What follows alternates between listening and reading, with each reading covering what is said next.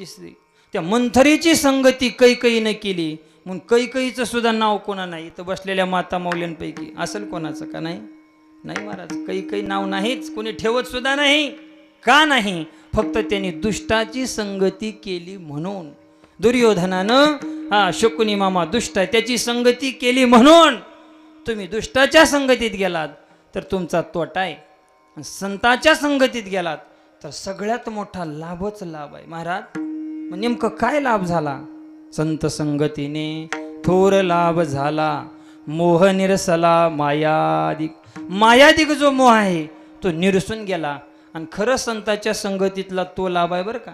संतांच्या संगतीमध्ये गेल्यानंतर, एखाद्या महाराजांच्या संगतीत गेल्यानंतर जर जास्तीच गबाळ गोळा करावा असं वाटत असल तर समजायचं अजून त्याला विशेष लाभ भेटलेला नाही. विठाला हो, उलट त्या महात्म्याच्या जर संगतीमध्ये गेल्यानंतर त्याला वाटत असल आपण पंढरीची वारी करावं, आपण कार्तिकीची आळंदीची वारी करावं, आपण गळ्यामध्ये पवित्र तुळशीची माळ धारण करावं, आपण ज्ञानेश्वरी वाचावं, गाथा वाचावा आणि कुठंतरी देवधर्माचा मार्ग धरावा असं जर वाटायला लागलं, प्रपंचातून विरक्ती व्हायला लागली, मग समजायचा खरा लाभ त्याला झाला. विठाला